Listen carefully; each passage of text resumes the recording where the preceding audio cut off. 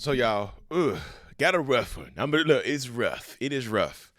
This woman said she cheated on her partner hundreds of times when she's on her 20s.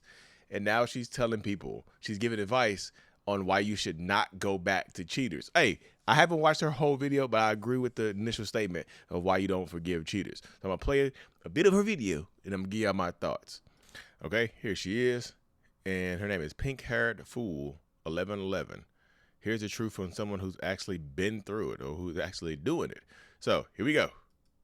I cheated on my partner hundreds of times in my 20s, and here is why you should never get back together with somebody who cheats on you. Number one, they don't want to be with you. I know they might say, I love you, I want to work it out, I want to get back together, but the reason they cheated on you in the first place, the reason they even took a risk and put your relationship on the line, because every single fucking person knows that cheating is not good. It's not right. Everybody knows. They don't need to be taught. It's not a mistake. It's not a mistake. It doesn't happen accidentally. Hitting up girls on Snapchat doesn't happen accidentally and is not a mistake. Okay? It is absolutely not a mistake. So good on her saying it out loud. That's not even the quiet part out loud. I truly believe, and I don't know, I'm diagnosed with narcissistic personality disorder, that somebody who consistently cheats on you does not care about you. Full stop. Full stop right there. Somebody who consistently cheats on you or cheats on you just a few times does not really care about you. They can say it, I care about you, I'm sorry I hurt you. But I love you, I'm sorry I hurt you so much. You can't simultaneously truly love somebody and continue to hurt them. I just don't think you can do that right there. That doesn't make sense to me. Now she's about to go into detail about the process of how sometimes they think about cheating, like the process of what led up to cheating. And then that led up to the actual cheating moment. Like, there was a bridge in between there. They could have stopped it. They thought about it. They had time to think about it. And even if your excuse, for your man is like, oh my God, they were just like drunk one time at a party. What about all the other guys that are drunk at parties and are not cheating, right? What about those people? Not just guys, girls as well. This is a woman, but yeah, girls as well. I was just drunk one time at a party. It was just my body. It wasn't my heart. It wasn't my soul. It was just my cheeks. It wasn't my heart. What? This person wanted to do that. This person did that because they're not happy. They are not happy in this relationship. And number two, which holds hands with number one, is they're not strong enough to stand up for themselves and leave. So I truly believe that's true right there, y'all. That right there, they are cowards that they are unhappy in a relationship in some way, shape, or form. And it might not be your fault that they're unhappy with you, right? It might not be the person who's getting cheated on's fault. Most times it's not your fault. It's not your fault you get cheated on. I'm gonna say that.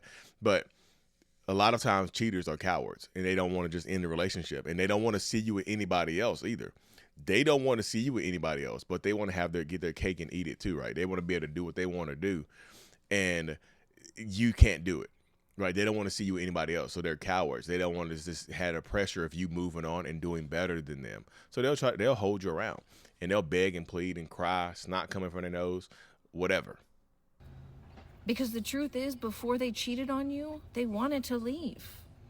They've thought about leaving lots of times. Mm-hmm. They've been wrestling with the idea of continuing this relationship or leaving. I don't know. So,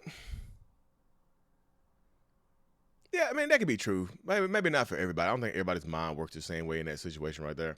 Some of them don't want to leave. I'll just tell you, a lot of cheaters, they like having their life. They like having their life, their normal life, and then they want to go ahead and cheat and do what they want to do. Some of them don't think about leaving until they find somebody that's crazy enough to take them in. And they decided to stay. They decided they were not strong enough to leave. And if you take them back after they've cheated on you, the chances of them cheating on you again skyrocket. Yep, absolutely. And that's pretty much in their video right there, y'all. They absolutely skyrocket. They go all the way up because now they feel like they can get away with anything. Now they feel like you're okay with it. Since you've forgiven me, you're okay with these behaviors. I know I'm not saying that you are, but a lot of times they feel like you are. Again, I'm going to link her full video, but it's Pink Haired Fool 1111.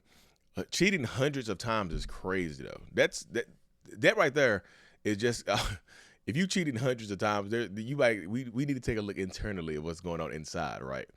If we're cheating hundreds of times, we need to look at what's going on inside of us. Hundreds. That's crazy. That's insane. That's not just like a mistake. Hundreds of times, you have a problem. If you cheating hundreds of times, that right there, everything she's kind of said kind of go out the window because like you have a mental health problem. That's just sex addiction or something. You got something going on. Searching for someone while simultaneous attachment issues. Yeah. Lack of impulse control, love. Female Owen Wilson voice. Exactly. It's not a mistake. It's absolutely not a mistake, y'all. You don't go to somebody, you don't get in the backseat of somebody's car and take your clothes off as a mistake. Like, it's a mistake I'm doing this. My clothes just, I got in the backseat and my clothes just jumped off and I jumped on top of them. Or they jumped on top of me, or they got behind me, or got behind them, whatever it is, whatever y'all little freaky freaks be out here doing. If someone has a full-on affair, they've done it. If someone has a full-on affair, they've done it before. They have tested the waters and boundaries before actually cheating. Yeah, I agree to a certain extent, but I also think when you deal with a narcissist, they'll never be happy. Yeah, literally, that's the perspective I'm coming from. When you're dealing with a narcissistic person, they don't really care how you feel. They are just looking for multiple people, and they will absolutely keep you around, regardless. I knew he hated me for real. Yeah, they'll hate you and keep you around, y'all. Just because they hate you does not mean that they will release you. And then people in the comment section, ma'am, are you a Gemini? But then somebody said something about Pisces. Y'all, I'm going to just keep it hot with y'all. I don't, your astrological sign or symbol has nothing to do with your cheating. Boo. It really has nothing to do with cheating. I think so many people use that as a cop-out. I saw the Pisces necklace and I knew you were a cheater. The Gemini necklace I knew you needed more than one person because the Geminis, the twins, the Cancer, because Cancer is a water sign. Water likes wet. So you all like I know you're gonna make like more than one woman. That's yeah. Don't let that be a cop out. I cheated on you because I'm a Gemini. I'm an Aquarius, and Aquarius is cheat. That's what I can't help it. I can't help the day and time that I was born. I can't help the moon placement of my moon sign. I can't help that. Can you help it? Can you help me? But you see how silly this sounds, right? You see the silliness of what goes into this and how the mind works of the narcissistic person in these situations. So I'm a huge proponent of not forgiving cheaters. That's just me. I'm a huge proponent. I always think if they do it once, they do it again. And I always think if you got cheated on and you're struggling, I know everybody's financial situation is different. Everybody's situation is different. I'm not saying everybody should just up and leave because I know everybody's situation is going to be different. But I would say this right here. If you get cheated on and you think about leaving, like I need a reason to leave, just close your eyes and imagine them screaming the other person's name or whispering in each other's ears and they sweating and naked and juices going everywhere. Just imagine that before you take them back. And they might have did it wrong. Anyways, y'all, hit that subscribe button, y'all. We're close to 15K, which is crazy on this channel. I appreciate every single one of y'all, and I'm out. Peace.